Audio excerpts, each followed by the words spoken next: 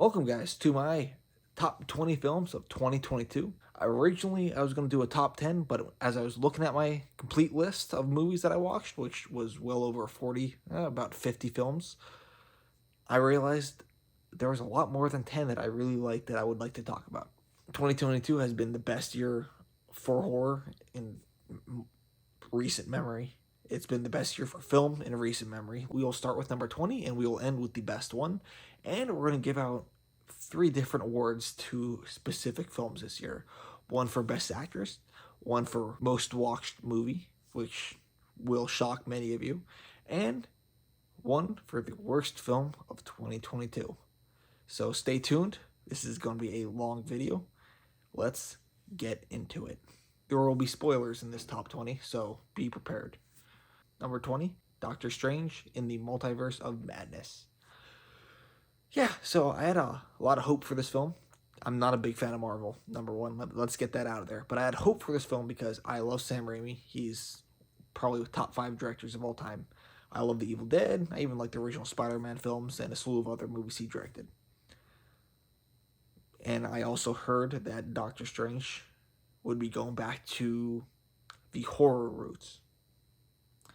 It did actually go back to the horror roots, but I felt like the characters, aside from Doctor Strange and the main villain, it's, I guess, spoiler alert, the Scarlet Witch, they were all mediocre. They were all mediocre to bad. America Chavez, that character was terrible. I watched it for a second time and I liked her even less. She overacted in every scene. She just ultimately wasn't that fun of a character and mostly was annoying all throughout.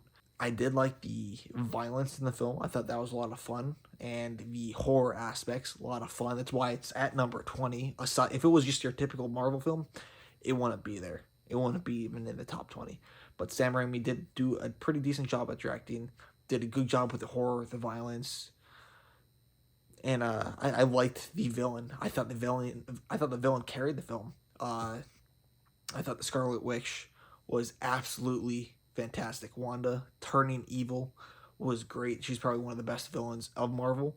I think she would have been the best had we not had to watch WandaVision before this. I did not watch WandaVision, but I kind of got the gist of what happened. But I think the impact would have been much greater had I watched that. And I don't think I should have to watch a TV show to get this. But again, this was a decent film. It was fun, some good action scenes, some good horror, really good villain, a good lead character. I think Doctor Strange is one of the better heroes of the Marvel Universe, but it was bogged down by an average story. Wasn't really that much madness in the multiverse as I had hoped, and the characters were pretty god awful. All right, let's go down to number 19. All right, so this is kind of one I think I saw on Hulu. It's fresh. It stars the Winter Soldier. I don't remember his name, and it's about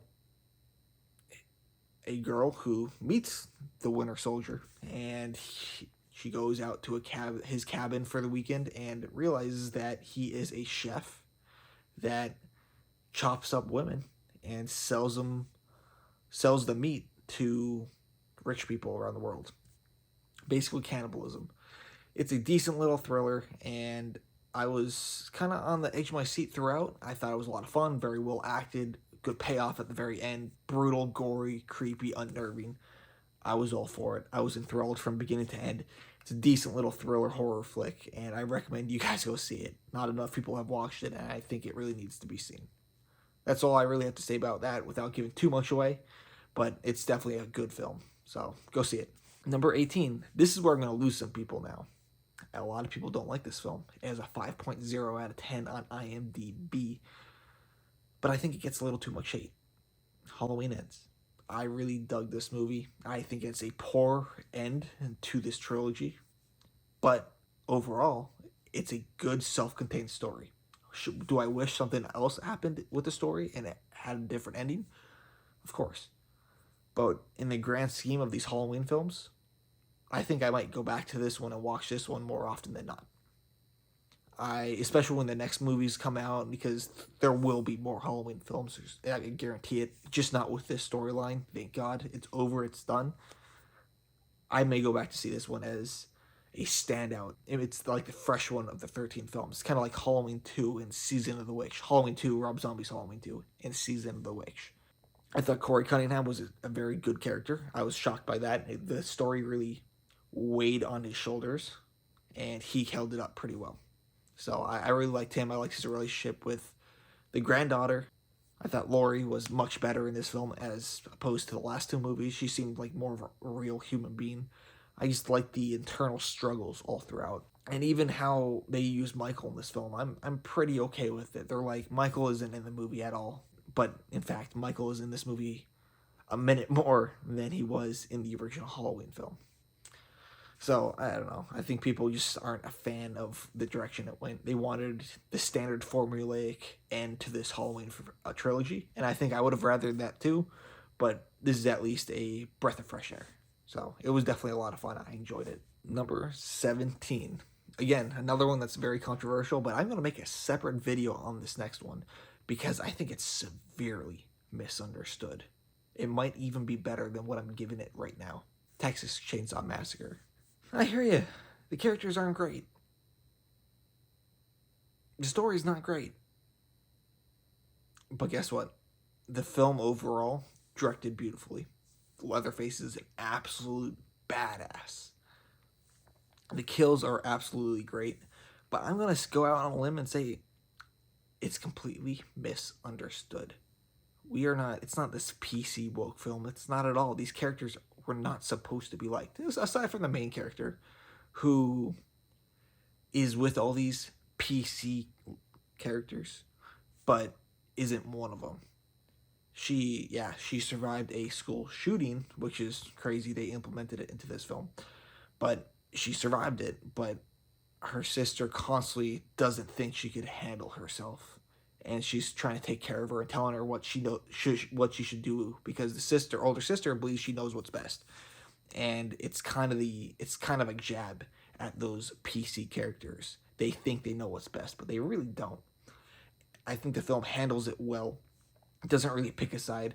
There's a character named Richter. He's a redneck hick, and he comes off as a total jerk in the beginning, and he ends up being a really cool guy down the road. You kind of understand him. He's not too bad. He just doesn't want to be told what to do. He says it throughout the film. Spoiler alert, he ended up handing the keys to the girl under the bed so that she could save herself, even though he was being murdered at that time. He was a good guy, but he's misunderstood. And I think that's what this entire film is, misunderstood.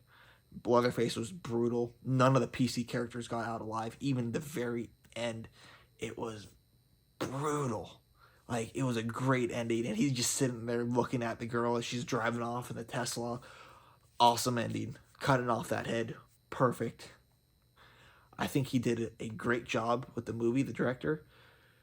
And I hope they make more, and I hope he's part of it. I think they did a really good job. I think Leatherface is a badass. I do think it stumbles, though. The reason why it's at 17 is because they introduced Sally back into the story. I know it was making fun of the Halloween trilogy that just came out from Blumhouse and David Gordon Green, but it didn't land for me. I did not care for it. It was pointless. I'm kind of happy it ended pretty quickly, but I didn't care for it. That's the reason why it fell several notches for me. Otherwise, it might even be my top 10 if they took that out and maybe implemented a more likable character that we could follow. Number 16, The Watcher. I saw this a couple days ago for the first time, and it's creepy as hell. It's suspenseful as hell. It follows a girl named Julia as she moves to a new country with her husband, Romania, where she is kind of watched from her window in her apartment complex. Kind of like Rear Window. It's very much like Rear Window and Disturbia and whatnot. And it's all about paranoia. Is she being watched or isn't she? Is it in her head? And they do it very well, and it's gripping. The ending is okay. It's not bad.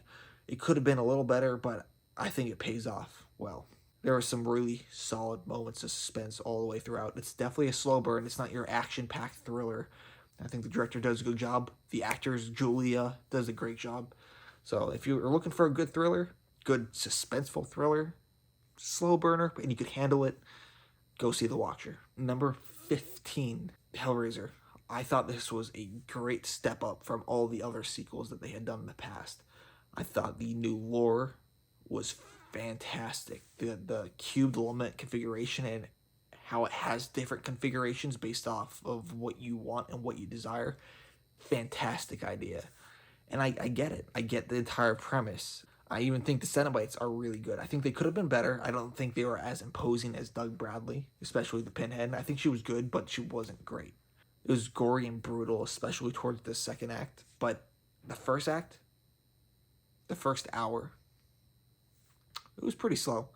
The characters you're getting involved with them in their lives and their troubles because they all have their own issues. And the characters weren't all that great. They were okay. They were simply serviceable, and I think that's what weighs it down. If the drama was better or was cut down by like 10 minutes, the film would be better. I think all the reveals were great. The ending itself was great, and the climax of the film was great. David Bruckner does serve us a pretty solid horror film, and I think this is the realm and the timeline we should continue with the Hellraiser franchise. Number 14, Scream. So this film came out this year, back in January. Seems like an eternity ago. And Scream 6 is already getting ready to come out in a few months now.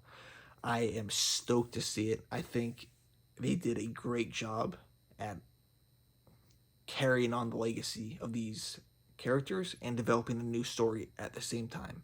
I think the creators of this film did a great job at telling a solid, fresh new story as well as paying respects and homage to what came before with Wes Craven. He was his best in this film. He was sympathetic, he was heartbreaking, he was funny, he was just awesome all throughout, and his tragic end, his death was impactful. I haven't experienced that kind of impactful death in a movie in so long. And all the props to this movie for making the decision to kill one of the legacy characters, really.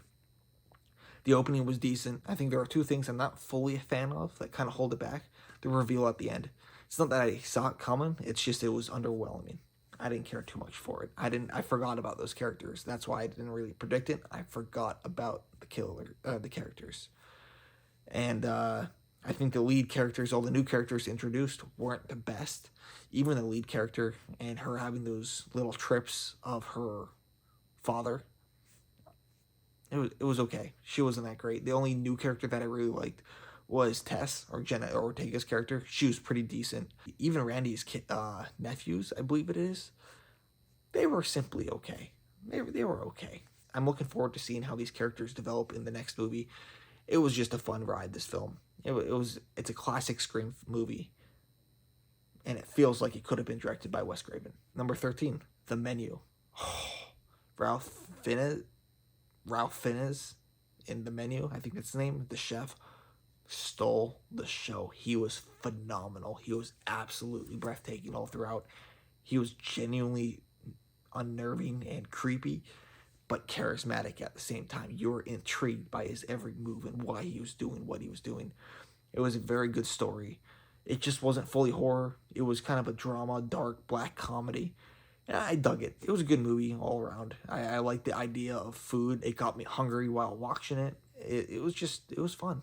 I understand what it was going for with the symbolism and the themes, and the story was good. It's weird. It's definitely wacky. It's not for everyone because some people might find this stuff too weird of what's in the movie. But I totally was all for it. Number 12, Deadstream. Yeah, this one was on Shudder. I watched it on Halloween and I laughed my butt off throughout the entire movie. I'm not a big comedy person. I don't laugh at comedies very often. And this film was like the Evil Dead mixed with Paranormal Activity, and I loved it the entire time. It follows a streamer who's kind of a jerk, a jackass, and you're not really supposed to like him, but you kind of end up rooting for him because he's just so over the top, kind of comical and funny. And he does have an arc throughout the film. The special effects were decent. It's just a well-made found footage movie that references Evil Dead and Paranormal Activity and all those kind of films. It was funny, it was spooky and scary at times, and it was over before you knew it, and you had a great time. The best part of the movie, though, I want to go back and watch it more and pay attention to it more, was the chat, because he's streaming and vlogging to a group of people on YouTube or whatever, and you could see the chat on what they're saying, and my God, or some of the comments in that chat was just making me laugh. It was a really good movie. If you like Evil Dead, if you like found footage movies, or even if you are a person who follows people that stream and all that kind of stuff, and you know the kind of comments that people would leave, this movie might actually be for you. It's rather funny, and it's definitely worth a watch. Number 11, Incantation. Oh, this film is scary. So, like I said, there's spoilers in this top 20,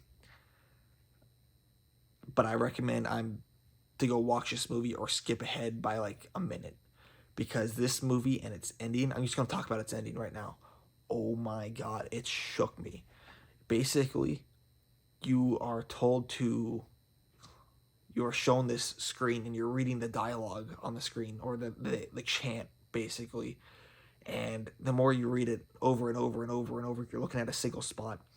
And then all of a sudden the screen cuts to white, and you start to see the emblem that they told you to pay attention to throughout the film all around, not just on the TV, but you can look around the room and see this emblem ingrained in your mind and in your eyes on the walls.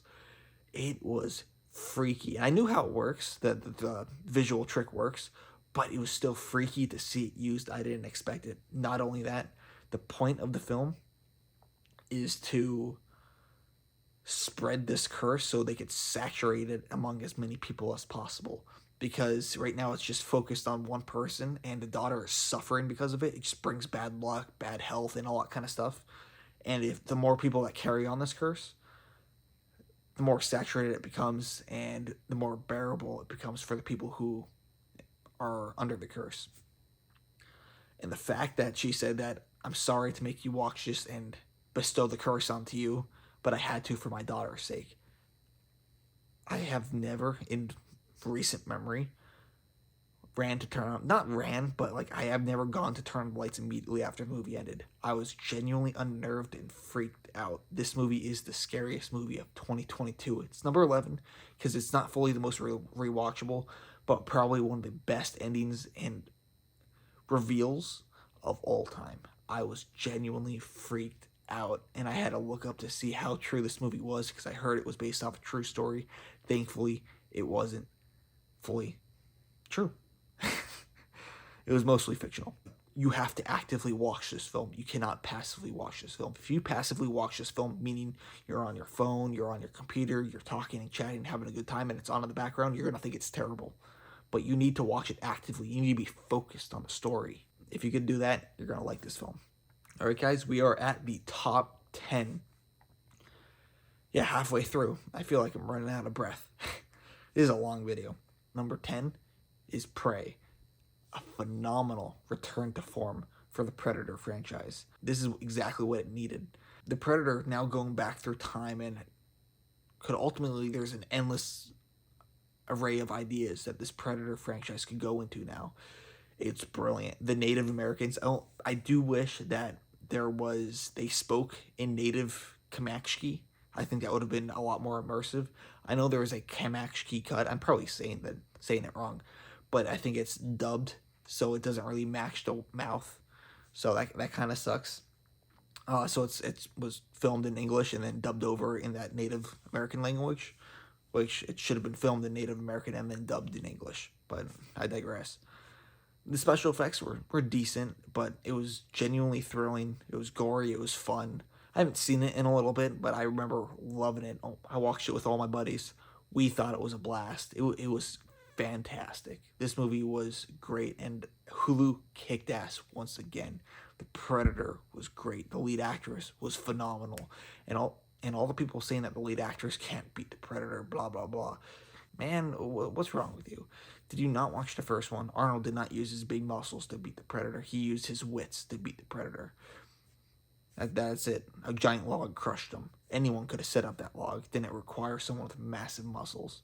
So yeah, I thought everyone did a great job in this film, and I look forward to the future. I think there is going to be a sequel, but that was my number 10, Prey. Number 9, The Black Phone. Oh, God, this movie just makes you uncomfortable.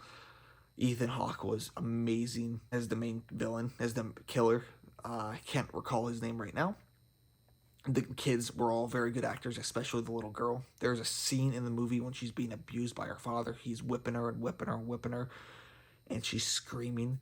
I remember sitting in the theater thinking, this needs to end. This scene needs to move on. It made me feel so uncomfortable because you don't want to see some little kid be abused, and to watch it and her acting, her screaming, oh God, it drove a stake through your heart. And I thought it was all great. And then the fact of that, you understood later on in the movie why the father was so aggressive toward his daughter. It doesn't mean he's right, but you understand he has depth. He doesn't want his daughter to walk the same route that her mother did and his wife did, which she was seeing all and hearing all these things and having all these dreams, and she ended up killing herself. He let it go. She ended up killing herself. He doesn't want his daughter to kill herself, so he doesn't know how to handle the situation other than beat it out of her. He's not right, but you understand why he's doing what he's doing. Very well written, phenomenal movie, suspenseful as hell, scary at times. The jump scares were phenomenally done. It was my most anticipated film of 2022, and it did not disappoint. I loved it. Number 8. Wow. Violent Night. This film was absolutely fantastic. Violent Night was a great Christmas story, a great action Christmas story, a Die Hard throwback. I want more from this universe. David Harbour as Santa Claus, fantastic, and he was just funny. He was action packed. He was believable as Santa Claus. It was just a very good action movie all throughout. You loved seeing Santa Claus kick ass. The violence was top notch, especially the Home Alone part of the film. Oh God, the entire theater that I was in as we were watching the Home Alone parts of the movie, they were yelling and screaming. It was so much fun. But yeah, this film is definitely a instant Christmas classic. I'm gonna watch it along Die Hard every single year. Number 7, Terrifier 2. I did not like the first Terrifier film. I didn't like it at all. I thought Art the Clown had some merit. He was creepy looking. I thought the story and the characters were all bad, and it felt very cheap to me. This film I had very low expectations for. I went to go see it. Then I went to go see it again. And then I went to go see it again. I saw this film 3 times. It was phenomenal. I thought this film is the biggest surprise of the year. I expected nothing, and I got a classic that I'll watch every Halloween. The gore effects were absolutely brutal, but yet fun. Yes, I'm twisted like that. Watching it with a group of friends was hysterical and fun. You know what? I have a little story to tell you. When I went to go see it the second time, I had my fiance with me, and her friend wanted to come and see this film, which they both surprisingly liked it because my fiance hates horror films. But it was just such a fun film. There was people in front of us. It was a group of like 6 kids and then 1 teenager. It was like a babysitter, maybe 17 years old. And the kids, after getting out of the theater, they were about 10 years old. And after the first kill in the beginning, which she's plucking out the brain and all that kind of stuff, the teenager looks over at the kids that were right in front of us. Is like, she gave the hand motion, like, what did you bring me to? Like, the kids chose this movie. She said whatever and took them to the movie. She ended up getting out and walking out of the film and never came back. She left 6, 10-year-old kids to see this movie. Oh my God.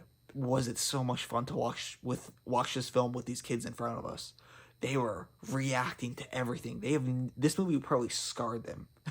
I mean, I guarantee it scarred them. They will never forget this movie experience ever. Brutal as hell. But yeah, no, this film was great, and I look forward to the 3rd movie. Damien Leone, congrats. You have written your name in horror history, and people are going to remember Art for years and years to come. Keep it going. Number 6, All Quiet on the Western Front. So I like war films. There's not a lot of good war films recently. There hasn't been a lot of war films that came out that were great. There hasn't especially been a lot of World War One based war films. So what this film does, I guess it's a remake. I haven't seen the original film, but this film follows a group of German soldiers, not American soldiers, not British soldiers, not French soldiers, but it follows Germans, the opposition, the enemy, and to have the perspective from the enemy and watching how they react to their country that's slowly losing the war and just being overrun over and over and over. The enemy was genuinely terrifying, from lighting people on fire with the tanks. The director did such a great job at making you feel what they were feeling, this great sense of fear, seeing them being rushed by the opposition and knowing they were going to be overwhelmed and that they were going to be killed. Like, it was breathtaking. This entire film was beautifully shot. It should have been put in theaters. I think the reason why it wasn't put in theaters was because it was all in German. That was great. If the film was English and filmed in English, it would have lost all credibility, and I probably would have not even put it on this list. I would have been totally zoned out of the film. But this film was absolutely great. And although it's just on Netflix, the action scenes are fantastic. The war scenes and battles were great. So this film was beautiful. Now I'm at my top 5. Barbarian. Yeah, I saw this film twice in theaters. The first time, I didn't know anything about the movie going into it, and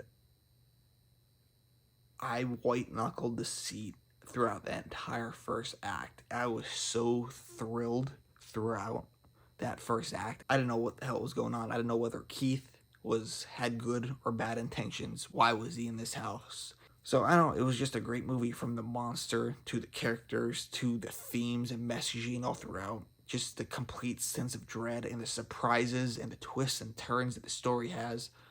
Great movie. Go see it. It will leave you guessing what the hell is going to happen next. And it will, I guarantee, surprise you. If you guess it, you're a liar. Number 4, Pearl. This is a sequel to X. Pearl was absolutely fantastic. It's a completely different movie from X. It's a twisted Disney princess movie. And Pearl, Mia Goth, she was utterly amazing. You bought into everything she was doing. It was a slow burn. It's a slow burn horror film, drama horror film, but you were engaged with every scene she was in. She stole the entire movie. It was a great story and great development, but you needed her, and she was phenomenal.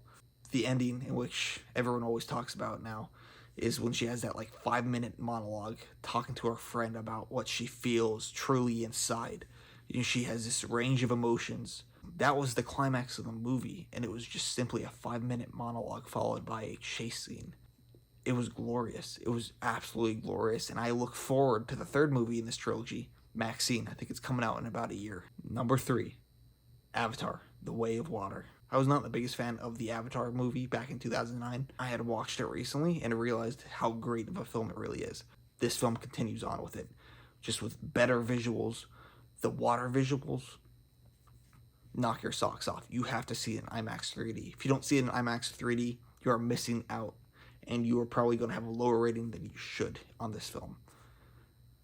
The characters are all better. They all have better depth, including the villains. I wasn't a big fan of the villain in the first film, but this movie, he has a lot more depth himself. And I hear the third movie's already finished and the fourth movie was started already, and I'm looking forward to this massive saga. Number 2 is X. I was absolutely blown away by X. It's A24, not the biggest fan of A24. And I didn't really know who Mia Goth was before this film. And I think it was just absolutely great. Every part of it was fantastic. The themes, I absolutely related to the themes. Or at least I felt the themes. Pearl was kind of looking at Maxine as this girl who she saw Maxine as herself when she was younger. It's all about regret and whether you made the right decisions in life. And I thought it was pretty thematically impactful, and it was very refreshing for a film to have themes that weren't politically based. It was themes that anyone could relate to, as it deals with aging. And especially, it's also a love story between the older couple. It's pretty sick and twisted, I know, when the old couple get it on. but it was also kind of heartwarming. Before that, the old man was saying that no matter what, he still loved her. He would do anything for her. And she was just kind of seeking that kind of attention again. She had a good man. It was rather heartfelt. It was twisted, but it was heartfelt, and I felt it entirely. But all the acting was great. I thought the characters were great. The themes were great. The story was great. It's a near perfect movie. So yeah, that's my number two. X is the best horror film of 2022. But my number one is The Batman. Robert Pattinson was phenomenal. I hated Twilight, and I kind of wrote this off before I went to go see it because it's Robert Pattinson. I don't want to see him as the Batman. I liked Christian Bale. But what this movie did was create a Batman that I never knew I wanted. I'm not a big comic book person. I'm not a big superhero person, so I didn't know what was out there in this world of Batman. And what Matt Reeves did, he told a story, a perfect hero's journey, and it was breathtaking throughout. It was an epic. It was grand. The world that he created of Gotham was phenomenal. I was engaged in it like I was engaged in Pandora. All the side characters were great, and I think the girl who played Selena Kyle, the Catwoman, she was gorgeous and badass at the same time. I hope she's in the sequel. She was great in this film. Pattinson looks better than Christian Bale in the Batsuit. I think the Batsuit's much better than the Dark Knight one. And I'm gonna go out on a limb, and I think Pattinson is the best Batman ever put to screen.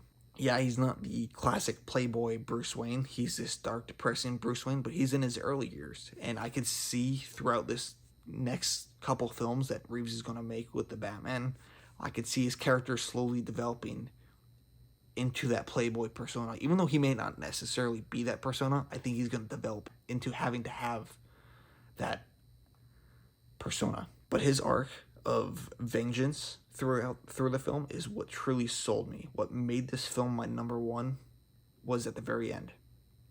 Well, let's start off with the beginning. In the beginning, he says that I am vengeance, and everyone calls him vengeance throughout the movie. It gets to the very end, and he stabs himself with some adrenaline, and he starts beating the hell out of the one guy. And it's just ruthless and brutal, and I'm like, oh my god. And he gets up, and the bad guy looks up to him, and he says, I am vengeance. And it really took him back, took the Batman back, took Bruce Wayne back, and he's like, shoot, I'm not really doing any good. There's a reason why the crime hasn't gone down in the city. It's only gone up. I'm only spreading fear. I'm not spreading hope. I'm not a hero. I'm just a vigilante, and I'm an anti-hero. I'm doing more harm than good. He has to change who he is and why he's doing what he's doing. And I think that was a perfect hero's arc that he went on throughout the entire movie for him to realize that. And at that moment, he did. And then after that, it was time for him to save people and to sacrifice himself. He cuts the electrical wire out, and he gets electrocuted as he falls into the water. He's baptized. He's a new person now. He's going to be the hero that Gotham needs. And I think that's what's going to change his personality in the next movies. He's not going to be as dark and depressing as he is in this film. He might still be on the darker side, which I think he should be, but I don't think he will be as depressing as he is. I thought it was a great movie, beautifully shot, great characters. I think it's an all-time classic movie. The one thing I wasn't fully a fan of though in the film is the Riddler. The Riddler, he was okay. He was good. He was good. He was nothing great. He was good, but it was more of a story of the Batman than it was of the Riddler. It's the story of the Batman and his journey to becoming the hero. All right, I have 3 awards to give out. The best actor/actress of the year easily goes to Mia Goth and Pearl. She was perfect in that movie. She is what carried that film more than anyone else. If she wasn't in that movie would be a slog to get through. But it wasn't. It was beautiful. She was great in X. She was fantastic in X. But this film, she was next level, Oscar worthy. She will go down in the annals of horror history as one of the best horror characters ever made. Pearl was phenomenal. My most watched film? This is going to shock you. 4 times. I watched Texas Chainsaw Massacre. Each time, the first time I watched it, it was okay. I didn't really care for it. It was probably like a D. Second time I watched it, I had a lot of fun with it. Leatherface was great. Kills were great. Really good, fun slasher flick. The third time I watched it, I understood it. I was getting it. And the fourth time I watched it, it cemented the fact that I realized I knew what this film meant. I knew everything. I knew exactly what the director was going for, and I enjoyed it so much more the past 3 times. This movie gets better with every single watch. It is beautifully directed. I beg you guys to watch it again and give it another chance. And the worst film? Man, how do they mess it up? The worst film of 2022, Jeepers Creepers Reborn. This film is terrible. This film is so bad, it's not even funny. I hated Jeepers Creepers 3. I skipped a day of classes in college to go watch this movie, and I immediately regretted it. I got behind pretty far in my classes because of it. I hated Jeepers Creepers 3. This film, I don't hate as much. It's definitely a worse film than 3, but I don't know what they're doing. This franchise is so easy to get right. I've been saying it for years. The way you fix Jeepers Creepers is by doing exactly what Predator did. I always imagined Jeepers Creepers, because he could go throughout time. He's been immortal. You don't know how long he's been around for. Why not set the creeper in the Wild West? That would be awesome. I think that's because he already has that trench coat and that hat, and having it in the Wild West setting would be creepy as hell. Where you'd live is maybe a mine, and he would creep and prey on a wild western town and just pick people off one by one. They could do a lot of stuff there. You could do medieval, you could do World War II, you could do so much that they are completely missing out on.